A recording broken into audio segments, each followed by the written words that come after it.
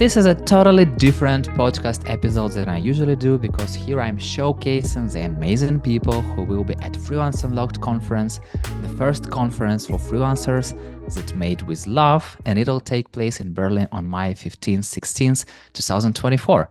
If you are a freelancer in Europe, it's an event made for you to learn, exchange experiences, and build your network of great freelancers and experts who move the freelance economy forward. So go to freelanceunlocked.com and grab your ticket right away. My name is Yuri. I'm a community builder at Code Control and 9am.works, and my guest is Grazia Ravelli, growth, mental, well-being, and performance certified coach who, by combining performance coaching and biometric data, helps individuals prioritize their mental health, fend off burnout, achieve work-life balance, and tackle challenges. So, hello, Grazia. Hi, Yuri. Hi, everyone. Thanks for having me. Super happy to talk to you. Super happy to meet you. And the first question, tell me, how did you start your freelancing journey? Yeah, that's a very good first question, Yuri. Um, it started more or less 3 years ago. I was working in human resources in a tech startup, and I've always had this quest for freedom and autonomy. And I decided to take a course to become a coach. And back then I thought, oh, it's just going to be another tool in my toolbox. And I was not expecting to like it that much, but I did. And because I liked it that much, this quest for independence and freedom became even stronger. And I started basically my business on the side. So at the beginning was a little bit in parallel, working as an employee and then being a freelancer at night. Some people decide to become superheroes. I decided to become a freelancer. So that's how it started. It sounds like you decided you chose the right path. Basically, Oh, for sure. freelancers are superheroes also. And why did you decide to focus on well-being? Mm. I think that it wasn't my choice. It was the well-being choice that well-being chose me. It chose you, It okay. chose me. Um, so the initial stages of my coaching experience were mainly around career, and it became apparent very soon in these early on stages that you can't really divide career from life. It's just so interconnected. And even when talking about career decisions, people would would find some limitations in their own actions based on things happening in their own life and related to well-being. So with time, I really got to like these aspects, these underlying aspects, and it just followed from there. Got it. And you've been a freelancer for 3 years. So how do you think what will happen with the freelance economy in the near future and what's going on, how it's developing? This is the $1 million question, isn't it? I can only offer my personal view, especially talking to freelancers or people or freelancer wannabe. I talk to a lot of people who are um, willing to carve out a freelancing journey for themselves, and I see more and more people really striving to build up a career that is at their own terms, and they think that freelancing is a great opportunity to do that. So I'm seeing a lot of demand, a lot of requests from people that are not freelancers, and on the other side, when I talk to freelancers, I see a lot of them, and I hear a lot of them totally enjoying this lifestyle and the challenges that come with it. but at the same time striving to reach a balance that is more sustainable for them, a balance that does not involve them using up all of their energies just in one particular aspect of their life, being it securing new customers or upgrading their skills or paying the bills. And I think this finding the balance is perhaps the common trait between already freelancers and freelancers wannabe. We are all intuitively, consciously or unconsciously striving for a more sustainable life, a better life. And it comes down again to well-being and some decisions around it. What are the main expectations of those freelancers who want to be that you are talking to?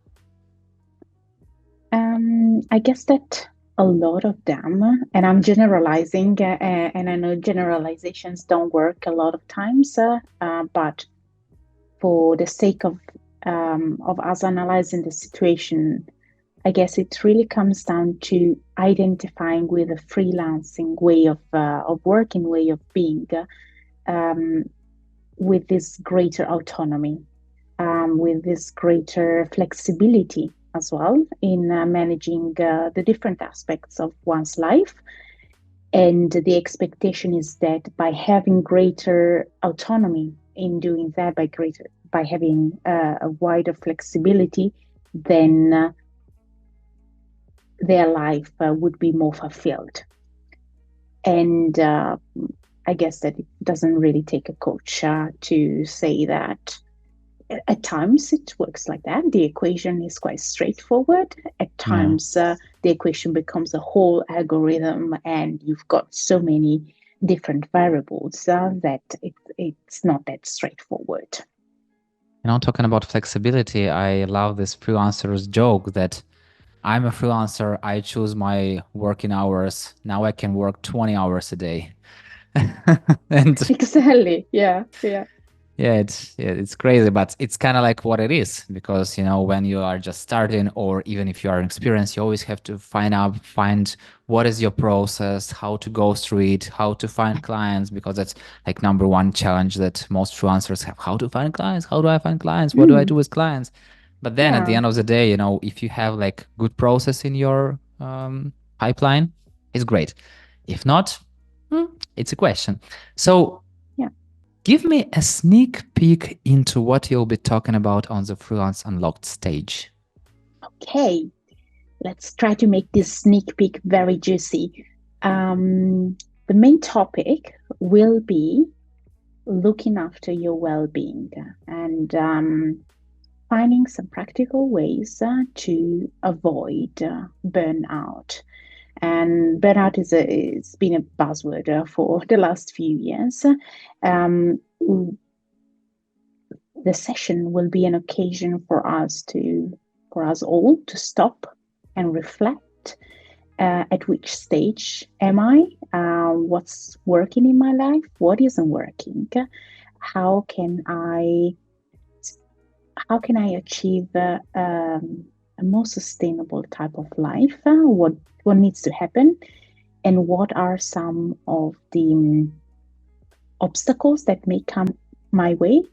And what are some limitations that I'm already facing, knowing or not knowing, that are taking a toll on my mental, physical, and emotional life?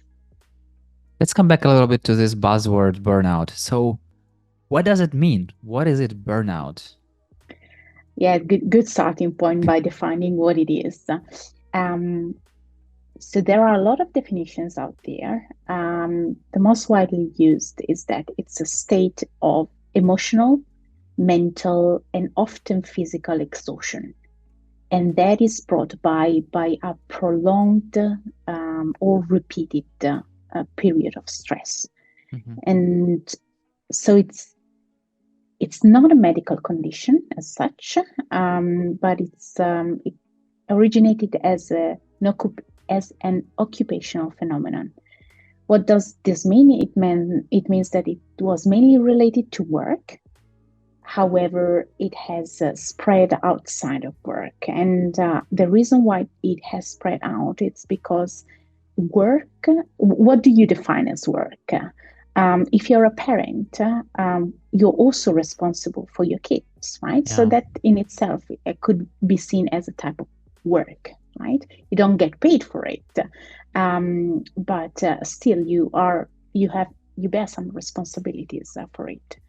Um, there are a whole lot of other aspects in your life that you may feel responsible for. Caring for all the parents, being a good friend. If you're renovating a house, that it's a big project in itself. So anything that you feel yourself responsible for and that is exposed to a prolonged or repeated stress, then it can lead to this sense of exhaustion. Where it gets complicated is that this sense of exhaustion is on three different levels. So it can be emotional, it can be mental, it can be physical, it can be a combination of all of three. Talking about a little about parenting, we recently had a joke within our 9 a.m. team. We're building this using generative AI, building this tool that helps to create you a great profile. And one person had a full-time parenting career break, and we used ChatGPT to improve it. And it was like, I've decided to focus on full-time parenting, a role that is challenging yet profoundly rewarding. And skills that were connected with this role: time management, stress management, organizational skills, creativity, decision making, and adaptability. So it's exactly the great experience for every person. And those people who are still do not believe that parents are doing an amazing job, it's still a job. So yeah, Absolutely. I 100%. It's a work in itself, and more so because kids do not come with user manuals, so you don't get onboarding on that, exactly. and you need to find it out your own way, right? So and that's why it's burnout. It's an occupational phenomenon, but it really depends on what you intend as occupation. Yeah, and coming back to initiality of burnout. So, what are the first? Definitely, burnout itself, it's like not happening overnight. So, what are the first signs of burnout and how to self-diagnose them? Mhm. Yeah, I think what you just said is key. It doesn't happen overnight. There are some early on stages or aspects that we can see already as red flags. Um, Out there, if you jump on the internet and look up for early stages of burnout, there are mainly two models which are quite useful, and I'd like to cite them both. On one side, you've got the 5 stages of burnout. It comes out from the Winona University research. I quite like the Winona name because it reminds me of this Winona Forever tattoo that Johnny Depp once wore. And then, so this piece of research lays out 5 stages, and then there is another piece of research that it's a little bit more in depth, and it comprises 12 stages. So we're not going to go through them now, but if you're thinking or suspecting of having burnout, this is already a first touch point that you can look up. Mm-hmm. Basically, if we think about something that we are responsible for, I don't want to call it work, but if we think about something that we feel responsibility towards, it usually starts off with a honeymoon phase.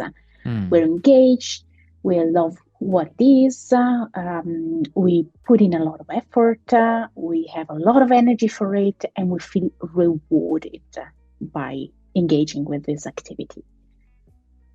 Then, when the honeymoon phase is over, that's when stress begins. And I would like to make a little bit of a definition of what stress is. Stress can be positive and negative, right?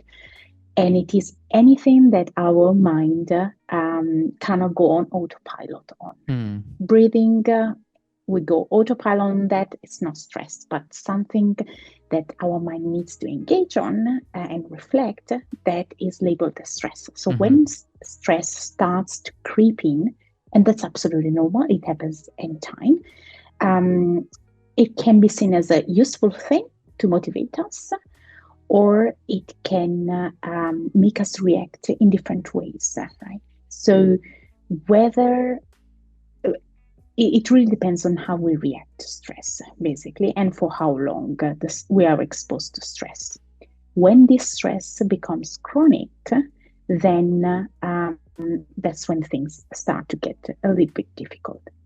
So the early signs of burnout could be related to how you are reacting to stress on a daily basis. Is this something that invigorates you? Is this something that is pulling you down? Mm-hmm. Secondly, do you feel a sense of fatigue? And it can be mental fatigue, as in I'm procrastinating, I don't feel like engaging in my task anymore, or what used to make fun or be fun before, it's not fun anymore. It can also be physical fatigue. Or before, I was able to go out for half an hour run. And, the first 10 minutes I was doing great. And then I was starting to pant. And now I can't last for 5 minutes. Yeah. Um, Another one would be how focused can you be when engaging with a client, when talking or working on a specific task. Is your vision clear, or do you get this sense of brain fog? And especially for a lot of freelancers, it's also connected to creativity. Do you feel like you're coming up with great ideas? Are you able to problem solve thinking outside the box? Or do you resort more and more to some strategies that have worked in the past and that are not that high in creativity, Yeah. alongside with a whole lot of other signs? But I guess that this could last for a start. Yeah, I feel like you're already sharing so much, and I don't want to go more. You have to share a lot of things, and you are going to share a lot of things about self-care and mental wellness. But for now, what is one super small thing, one super small step every freelancer must do right away to improve their mental wellness? I could give you 10, a dozen of small things that one could do, right? But just one, yeah, but I'll limit myself to one. But the thing is, and this is the nice thing about coaching, is that I'm not coming here to give you a clear recipe, because I don't know your story. And I don't know at which stage of potential burnout you are, right? So already made solutions, and there are a lot, and they are effective depending on what our solution is, are the second step. The first step, and this is my invitation to us all, it comes to your one thing, is to pause. Hit the button pause. Even if it is for 2 minutes in your afternoon, pause and reflect and ask yourself some question about how you're doing. Mm, How fatigued do I feel? How is my creativity going? Just pause yourself, just ask yourself some questions. But the very first thing that needs to happen is to make a break. Yeah. And I'm not saying that because we're talking about burnout. I'm saying that because we are all super busy and we want to see results, and we're all very driven, and we've got a million things to do. But research shows that we are way more effective when we stop and reflect. So that Yeah. would probably be my one thing. It I sounds see you so got easy. scared when. It sounds so easy, but I know that's so hard to do to push this button. So, yeah, It I is. It doesn't have to be hard. So when I say pause, I'm not suggesting you pause, you take a whole afternoon off, right? There's this nice concept of micro breaks, and they go for 2 minutes, Mm-hmm. and you can do them wherever, but it's just integrating things. For example, if you get up and get yourself a glass of water, instead of rushing back to the desk, just Yeah. stand and look outside of the window. Take a couple of deep breaths. Do something that latch it onto something that you're already doing, and that will come a little bit easier. Great advice. From now on, I will definitely do that every day. And what would you say to your friend if they asked you whether they should go to the Freelance Unlocked conference? You're coming, right? I'll see I you there. hope, I hope. I guess that I'll pose the same question to my friends. You're coming, right? I'll see you there. We It's going to be a fantastic opportunity to get to know other people on the same journey, share some valuable tips, tricks, information, ask questions that you have been holding for yourself or for those weird Google searches. And again, it's an opportunity for us to pause and reflect on what's working, what isn't, and how we can work better. So you're coming, right?